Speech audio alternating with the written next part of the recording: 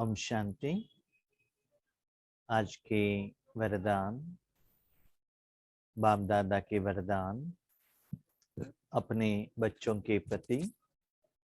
Date 3 जनवरी 2023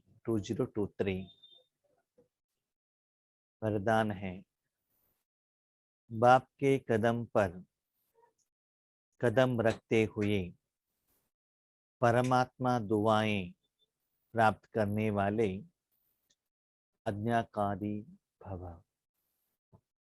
बाप के कदम पर कदम रखते हुए परमात्मा दुआएं प्राप्त करने वाले आज्ञाकारी भव। तो बाबा कहते हैं आज्ञाकारी किसको कहते हैं? जो सदा बाप के साथ में चलते हैं, कदम पर कदम रखते हैं। क्या बाबा के पास कदम है? क्या पाँव है? ताकि उनका हाथ पकड़कर उनका साथ चले, उनके सिर के ऊपर बैठ जाए, उनके गोद में बैठ जाए। ऐसे कोई फुट स्टेप है क्या? नहीं तो आगे आगे परमात्मा माना पिता जा रहे हैं, उनके पीछे उनके स्टेप पर आगे बढ़ना। जैसे लौकिक में भी शादी होता है ना, तो होम में जो लगाया अग्नि जो है रहता है, उसमें आगे पुरुष रहते हैं, उसके पीछे पत्नी, लेडीज। सप्तपदी माना 7 राउंड क्या करते हैं? घूमते हैं, है ना। 7 जन्म तक साथ रहेंगे करके। तो यहाँ बाबा का कहने का भाव क्या है? कदम कदम मानना। बाबा कहते बच्चे, हर दिन ड्रामा में जैसे आपका पार्ट चेंज होता है, ऐसे ही भगवान का भी पार्ट चेंज होता है। जब आप जन्म लेते हैं, आपका पिता क्या करते हैं? गोद में लेकर प्यार करते हैं। थोड़े बड़े होते हैं तो पिता क्या करते हैं? स्कूल में चले जाओ। उसके बाद क्या कहते हैं? हायर एजुकेशन करो। उसके बाद क्या करते हैं? कमाई करो। उसके बाद इनके साथ शादी करो। तो उनका जो एज के अनुसार, समय के अनुसार पिता लौकिक रूप में भी अपने बेटे से या बेटी से अलग अलग कर्तव्य एक्सपेक्ट करते हैं। समझ लो पिता कुछ कह रहे हैं, बच्चा और कुछ कर रहा है। ऐसे करेंगे, पिता का बात नहीं सुनेंगे तो उनको पिता का जायदाद नहीं मिलता है। जो पिता कहता है वैसे जो चलते हैं, उनको ही जायदाद का चाबी, तिजोरी का चाबी क्या कर देता है? पिता दे देता है। तो ठीक है लौकिक में, लेकिन अलौकिक में क्या है? हम क्या करते हैं? हमारा सोच के अनुसार, चिंतन के अनुसार साधना, पुरुषार्थ और सेवा करते हैं। हर कदम माना मुरली ही हमारे लिए कदम है, जो हमको डायरेक्शन है और ऑर्डर है। जिस दिन बाप ने निराकार रूप में अपने मन बुद्धि को कैसे चलाना है, किस स्थिति में रहना है, किस स्वरूप में रहना है, उस मन बुद्धि द्वारा क्या करना चाहिए, समय के अनुसार परमात्मा का जो पाठ है कैसे चलता है। अभी तक ज्ञान देकर भगवान का पहचान दिया, अभी बाबा कहते वायुमंडल वाइब्रेशंस द्वारा देने का समय आया है। तो जैसे भगवान का पार्ट चेंज होता है, वैसे ही हमारा भी पार्ट चेंज होना चाहिए। जब हम छोटेपन में थे ना, तो हमारे पिता के पास साइकिल रहता था, तो हमने क्या सीख लिया? साइकिल ही सीख लिया। तो आज पिताओं के पास क्या रहता है? 4 व्हीलर रहता है ना, तो क्या करना पड़ेगा? 4 व्हीलर राइडिंग ही सीखना पड़ेगा ना। समय के अनुसार चेंज होता है ना। तो ऐसे ही बाबा कहते हैं अव्यक्त रूप में, निराकार रूप में ठीक से सुनिएगा, परिवर्तन मन बुद्धि में लाना चाहिए, स्थूल में नहीं। नहीं नहीं नहीं, 25 साल का मैं बीके बन गया हूँ, मुझे गोल्डन बैज पहनना है, आईना लगाया हुआ कपड़ा लहन पहनना है, ठीक है, वो भी अच्छा है, लेकिन उससे भी ज्यादा अंदर में परिवर्तन हो, वो लोगों को दिखाई दे, आपका मिठास बोल, दुआएं से भरी हुआ शुभ भावना, शुभ कामना।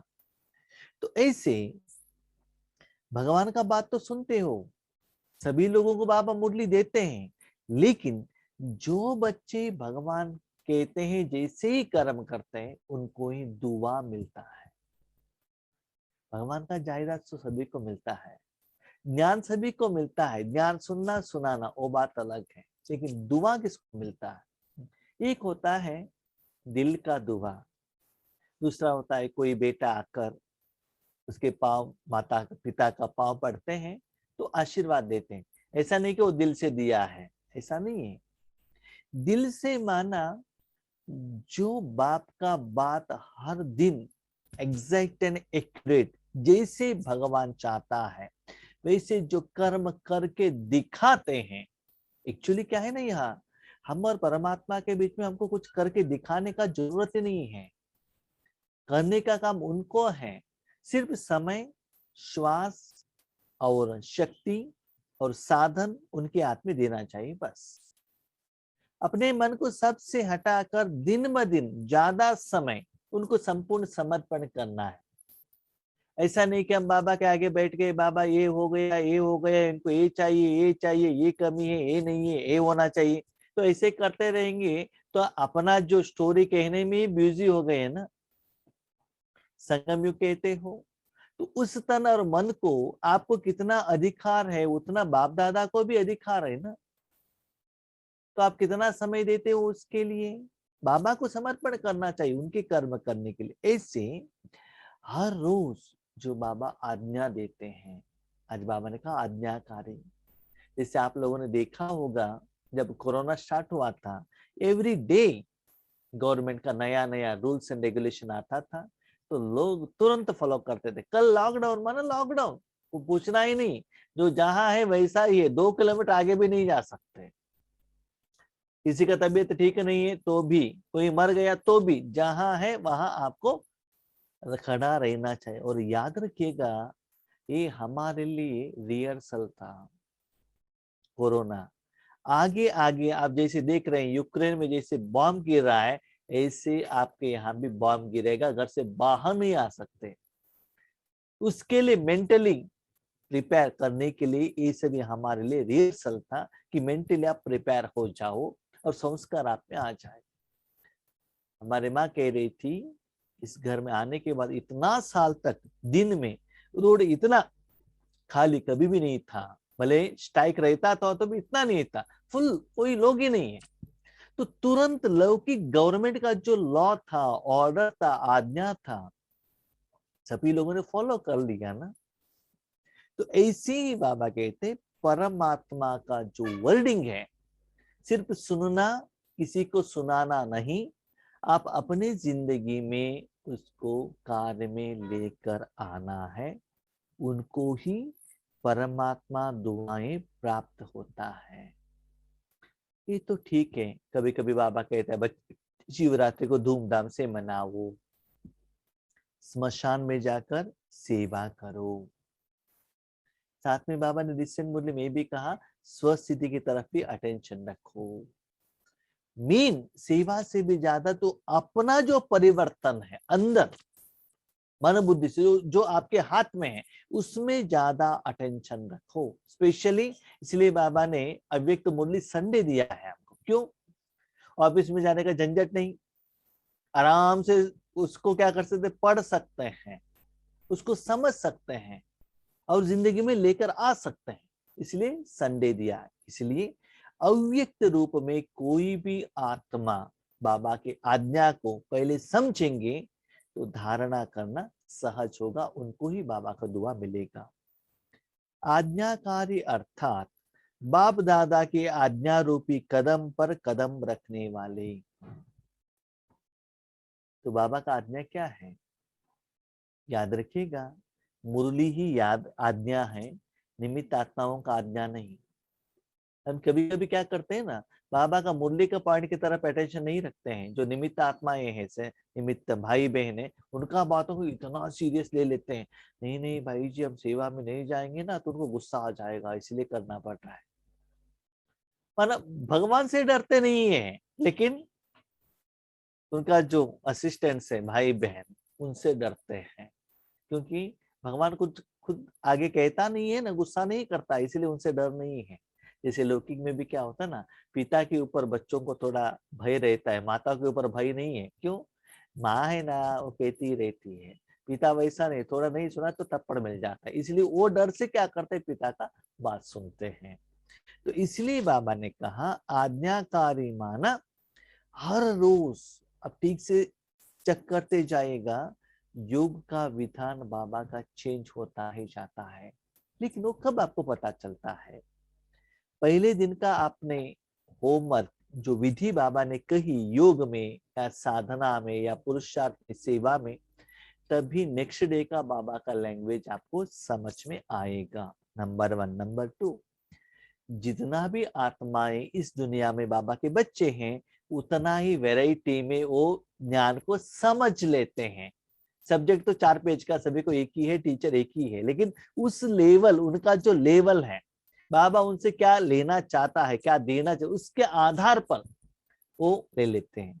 और हमने ये भी देखा है, जहां भी हम सेवा के लिए जाते हैं, हमारा अनुभव, मेरा जो लेवल, वो हम कहते हैं, लेकिन आगे वाले सभी कहते हैं यस यस यस। लेकिन जब अनुभव में कहते हैं, हमारा जो सोच था उसमें टोटल डिफरेंट रहता है। जब हमको पता चलता है इनको समझ में ही नहीं आया, ठीक है, लेकिन कहते हैं बहुत अच्छा हुआ, अनुभव हुआ, सब कुछ कहते हैं, ठीक है। जो एग्जैक्ट जो विधि है उसको कैच नहीं करते हैं, लेकिन उनको भी टाइम लगता है, क्योंकि उनके लेवल के अनुसार, उनका अनुभव के अनुसार, उनका जो योग का विधान के अनुसार वो क्या करते हैं, कंपैरिजन करते ही जाते हैं।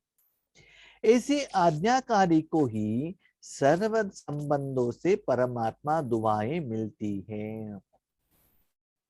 अभी बच्चे पूछते हैं, ठीक है, बाबा का आज्ञा है, हर रोज मुरली में कहते हैं, वो हम करेंगे तो हमको क्या मिलता है? मनुष्य आत्मा का सदा यही सोच रहता है ना, मुझे बेनिफिट क्या है? तो बाबा ने उसके लिए कहा, जितना आप बाबा के आज्ञा को फॉलो करेंगे, जितना परसेंटेज में आपको अपनी जिंदगी में, डे टू डे लाइफ में, जिस समय जिस संबंध का जरूरत है, उस रूप में मैं आपको सहयोग देता हूं। जिस संबंध में, माना फॉर एग्जाम्पल, मेरे माता जी का तबीयत ठीक नहीं है, तो मुझे किसका जरूरत है? डॉक्टर। तो भगवान किसी आत्माओं के द्वारा डॉक्टर के रूप में ट्रीटमेंट देता है और बीमारी ठीक होता है। मैं व्हीकल पर जा रहा हूं, व्हीकल में कुछ खराब हो गया, उस समय मुझे किसका जरूरत है? मैकेनिक। बाबा कहा तो किसी मैकेनिक को भेज देते हैं। एक भाई हैदराबाद में कह रहे थे, पहले वो ध्यान में आए थे, तब बहुत पैसे का प्रॉब्लम था। कह रहे थे कि हम 2 व्हीलर में जा रहे थे और भी 5 किलोमीटर पहले उनका व्हीकल में पेट्रोल खाली हो गया। पहले से भी उनको फाइनेंशियल प्रॉब्लम था, उस समय भक्ति मार्ग में थे, उसके बाद ज्ञान मार्ग में आ गए। तो कहने लगे उस समय रात को 9-10 बजे है, अभी घर में जाना है, 5 किलोमीटर पैदल चलकर वो व्हीकल लेकर जाना है क्या? अब आपके बच्चे तो बन गए, इसके बाद भी हमको ये समस्या से बाहर नहीं आ रहे हैं, क्या करें? ऐसे संकल्प करते ही 2 मिनट में 2 लोग बाइट 10 में आ गए। पूछा क्या हुआ? उन्होंने कहा पेट्रोल खाली है। तो पेट्रोल, उनके पास 2 बॉटल पेट्रोल था, 1 बॉटल का पेट्रोल इसमें डाल दिया। उन्होंने पूछा पैसा? नहीं नहीं, पैसा जरूरत नहीं है। और 1 बॉटल चाहिए क्या? नहीं। पेट्रोल डाल दिया और चले गए। तो ऐसे बाबा कहते हैं, जिस समय आपको जिस संबंधों का जरूरत है, चाहे स्थूल में चाहे सूक्ष्म में, आपका कनेक्टेड आपके परिवार में, हाँ बाबा क्या है बच्चे, अभी आकर ज्ञान सुनाओ, रेडी। बाबा अभी आगे वालों को योग कराओ, रेडी। बाबा अभी ड्राइविंग करो, रेडी। ऐसे जो बच्चे बाप का बात मानते हैं, उन बच्चों का बात भी बाबा मानता है। कभी कभी बाबा के साथ फ्रेंड के रूप में झगड़े भी करना है, ऐसे सभी चलता है। तो जिस माना सदा जो भगवान का बात सुनते हैं, तो उनके साथ सदा हर कर्म में भगवान रहता है। बाबा कहते हैं नियम, तुम मेरे बात सुनो, मैं तेरे बात सुनता हूँ। तुम मेरे काम के लिए हेल्प करो, मैं तेरे काम के लिए हेल्प करता हूँ। ये नियम है, लॉ है। ड्रामा उसके बेस्ड है, कर्मा फिलोसफी। इसीलिए बाबा कहते हैं आप निराकार रूप में करो, मैं साकार रूप में आपको साथ में हूँ, ये एहसास मैं दिलाता हूँ। नहीं नहीं भाई जी, हम बुलाएंगे तो आएंगे नहीं, क्यों? वो सुबह अमृत वेले आएंगे तो आप उठेंगे नहीं, तो वो क्यों आएगा? बताइए। उनका बात आप नहीं सुनते तो आपका बात वो सुने, वो कैसे हो सकता है? आप बुलाएंगे वो नहीं आ रहा, इसका मतलब उनका नियम आपने कुछ ठीक से फॉलो नहीं किया है। जितना आप फॉलो करते ही जाते हो, उतना हर स्टेप में बाबा ने क्या कहा, मैं जो स्टेप देता हूं, जो फॉलो करते हैं उन बच्चों के हर स्टेप में मैं हेल्प करता हूं। ठीक है, तो पहले आपको करना है अमृत वेले, पहले आप योग करो, उसके बाद देखो बाकी का टाइम मैं कितना आपको हेल्प करता हूँ। बहुत सारे भाई बहनों का अनुभव है, जिस दिन अमृत वेला अच्छा है उस दिन सारा अच्छा होगा। और बीके लोग बहुत होशियार भी है, जिस दिन इंपॉर्टेंट काम रहता है उस दिन अमृत वेले में ज्वाइन होते हैं। जितना इंपॉर्टेंट उतना जल्दी, उतना इंपॉर्टेंट नहीं है तो लेट चलता है। तो मतलब के हिसाब से अमृत वेला चलता है इनको, मान उनकी समस्या के अनुसार उनको अमृत वेले बाबा से शक्ति ले रहे हैं। बाबा से शक्ति से विश्व को देने के लिए इनका कोई प्लानिंग नहीं है। इनका प्लानिंग क्या है, इनका जो समस्या है ना, उस समस्या इजी हो, विघ्न विघ्न न हो, परिस्थिति न हो, डिस्टर्बेंस न हो, इसके लिए आपको बाबा चाहिए। तो हर बार आप बाबा से ही लेते जाएंगे, बाबा की सेवा में आप सहयोग नहीं देंगे तो बाबा क्यों देगा? हर बार लेते जाएंगे तो लोन हो जाएगा ना। इसलिए बाबा कहते हैं जो आज्ञाकारी बच्चे हैं, तो बाबा क्या कहते हैं, देवता बनो, ज्यादा समय भगवान को जगह दो, सभी लोगों के लिए देने के लिए बाबा को समय दो, प्लेस दो। यह भी नियम है। क्या नियम है? साधारण रीति भी कोई किसी के डायरेक्शन प्रमाण हाजी कहकर कार्य करते हैं, तो जिसका कार्य करते उसकी दुआएं जरूर उनको जरूर मिलती है। आपको किसी ने कहा ऐसे करो, आपने कर लिया, उनका बात मान लिया, तो तुरंत उनका क्या होगा, दुआ मिल जाएगा। और बाबा ने ये भी कहा, बच्चे मैंने कहा आपने किया, वो कर्मों का फल कुछ भी हो उसके लिए जिम्मेदार मैं हूं। लेकिन याद रखिएगा, मनुष्य आत्माओं का डायरेक्शन ऐसा नहीं चलता है। कैसे, मैं आपको एग्जाम्पल कहता हूँ।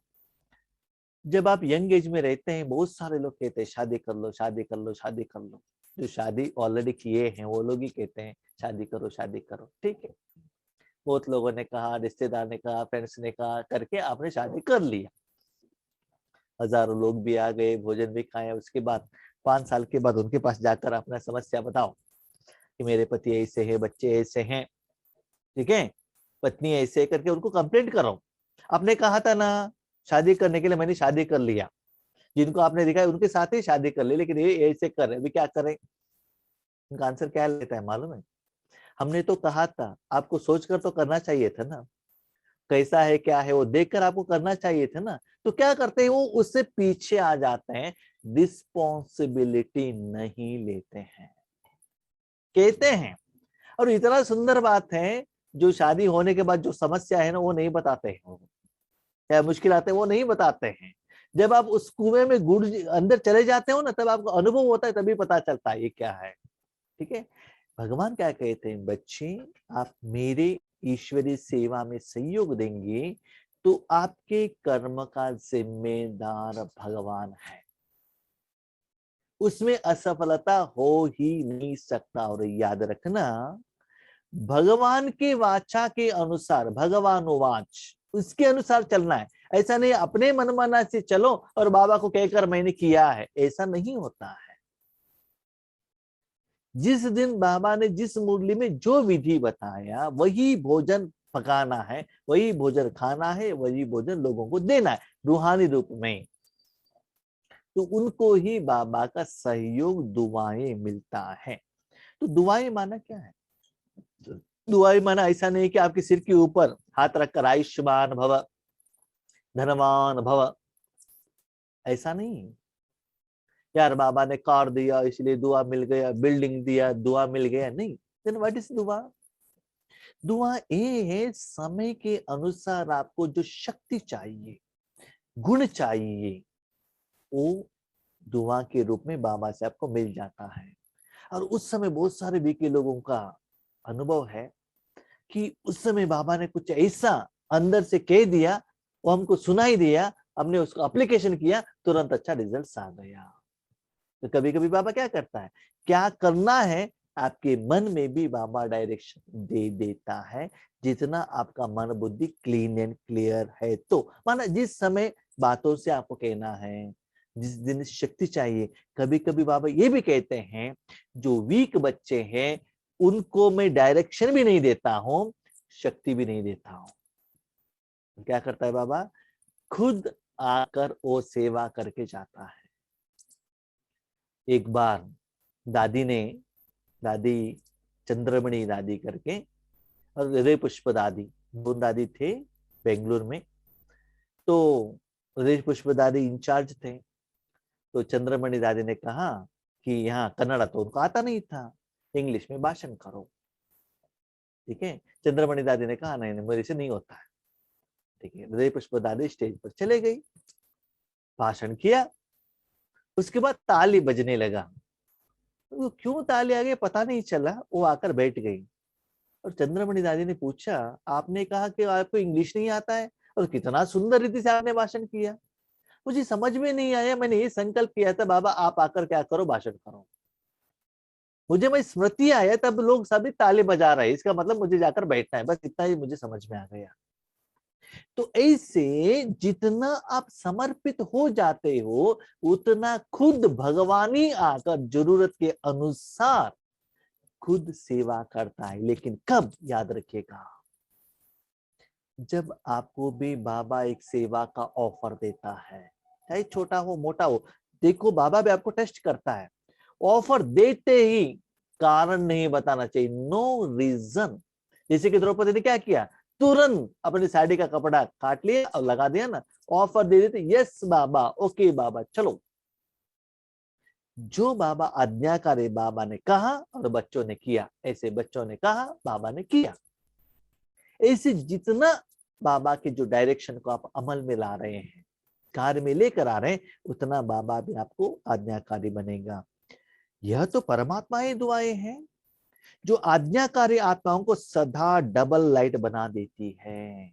तो दुआएं माना क्या है? बाबा ने क्लियर कहा, डबल लाइट। डबल लाइट माना मन भी लाइट। लाइट माना क्या है? जिनके ऊपर, सिर के ऊपर पत्थर 50 केजी का, 100 केजी का पत्थर है तो क्या होगा? भारीपन होगा ना। बीमारी है तो शरीर भारी होगा ना। ऐसे चिंता, टेंशन, समस्या, विघ्न कुछ भी नहीं रहेगा, लाइट, हर काम में सक्सेस। इसे देखो, अपने शरीर को देखो, 3-4 दिन से बीमारी है तो कितना भारीपन का एहसास होता है।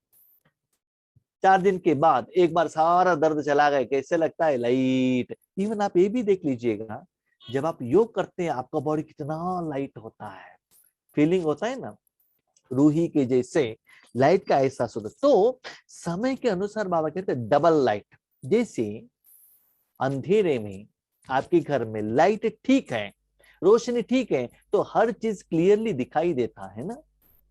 ऐसे ही कौन आपके लिए अच्छा है, कौन आपके लिए बुरा है, इससे भी आपको क्लियरली पता चलेगा।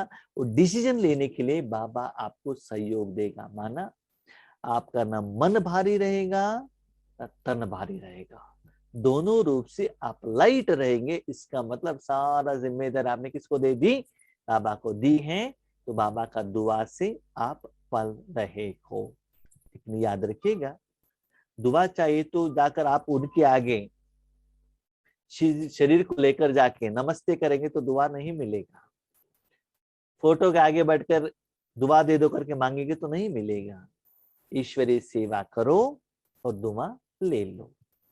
दिव्यता और अलौकिकता को अपने जीवन का श्रृंगार बना लो तो साधारणता समाप्त हो जाएगी। हम लोग शरीर को श्रृंगार करते हैं, नए नए कपड़े, लिपस्टिक, खेड़ा, ये सभी। तो बाबा कहते वो थोड़ा बाजू में रखो। सच्चा श्रृंगार क्या है? दिव्यता, माना प्यूरिफिकेशन। जैसे शरीर को पानी और सोप से साफ करने से कितना वो ओरिजिनलिटी आ जाता है, ऐसे ही आत्मा के ऊपर जो 84 जन्मों का संस्कार है उसको क्लियर करो, उसमें दिव्यता आता है। और अलौकिकता, माना हर एक को आत्मा के रूप में देखो, भाई है, बहन है, सास है, ससुर है, पति है, पत्नी है, बेटा है, नहीं, इसे देखो अलौकिक रूप में, निराकार रूप में देखो। इससे क्या होता है? आपका जीवन का श्रृंगार बना देता है। अब चाहिए तो देख लो प्रैक्टिकल एग्जाम्पल, 2 एग्जाम्पल हम आपको देंगे। गुलजार दादी, देख लीजिए गुलजार दादी का बहुत पुराना वीडियो को देख लीजिए, उनका फेस कैसा है। एज होने के बाद देख लीजिए उनका फेस कितना ग्लो है, कितना ग्लो है। एज होते ही शरीर क्या होता है ना, और भी थोड़ा ब्लैकिश होता है, लेकिन कितना ग्लो है आपको दिखाई देता है गुलजार दादी का। दूसरा है शिवानी बहन का, अवेकनिंग विद ब्रह्म कुमारिस, पहले स्टार्टिंग जो प्रोग्राम स्टार्ट हुआ था कानुप्रिया बहन के साथ, वो फेस कट देख लीजिए, आज देख लीजिए कितना डिफरेंस है। तो मुख में जो ग्लो आ गया किसके आधार पर आ गया? शरीर को श्रृंगार किया नहीं ना। उनका देखिए कपड़ा भी बहुत सिंपल रहता है शिवानी बहन का, कभी कभी बाल भी बनाए हुआ नहीं रहता है, लेकिन उनका फेस देखने से ही लोगों को क्या होता है ना, खुशी होता है। माना वहां वो क्यों होता है? याद रखिएगा, शरीर को श्रृंगार किया, आगे वाला आत्मा शरीर रूपी आंखों से देखता है, और आपने आत्मा और मन को क्लीन किया, दिव्यता लाई, तो क्या होगा? वो आत्मा का एनर्जी आगे वाले आत्मा तक जाकर पहुंच जाएगा। शरीर को जितना आप श्रृंगार करते हो, ऐसे आगे वाले आत्मा देह भान, देह अभिमान में विकार के रूप में देखेगा। जितना और आत्मा और परम आत्मा को और मन बुद्धि को परमात्मा से श्रृंगार करते हो, उनको परमात्मा का शक्ति जाकर पहुंचेगा। सिंपल है। अपना चमड़ी काला है, फेयर एंड लवली लगाए तो उनको क्या दिखाई देगा? व्हाइट ही दिखाई देगा ना, है कि नहीं? उसके ऊपर जो भी आपका शरीर है, उसके ऊपर जिस कलर का आपने कपड़ा पहना है, साड़ी पहना है, वही उनको दिखाई देगा ना। तो आत्मा और परमात्मा के ऊपर, आत्मा और मन के ऊपर आपने परमात्मा को लगाया, तो परमात्मा का संग का रंग ही आपके साधन द्वारा, तन द्वारा उन तक जाकर पहुंच जाएगा। यही है रियल श्रृंगार। इसलिए भाई बहनों, मेरा पर्सनल रिक्वेस्ट है, बहुत बड़ा बिल्डिंग बनाना है, कॉट रेडी करना है, उसके लिए कुर्लॉन बेड चाहिए, बड़े बड़े फर्नीचर चाहिए, सोफा चाहिए, ये सच्चा सुख नहीं है। उसमें बैठने वाले भी सच्चा सुख का अनुभव नहीं करते हैं। लोगों को क्या चाहिए? रूहानी सुख चाहिए। आत्मा को क्लीन करो, अनुभूति को क्लीन करो, और उस सुख का अनुभव करो, तब देखो यही सच्चा जीवन का श्रृंगार है। तो साधारणता समाप्त हो जाएगा, माना आपके बोल में, दृष्टि में, सब में विशेषता ही दिखाई देगा। तो अंदर से प्योर बनो। ओम शांति।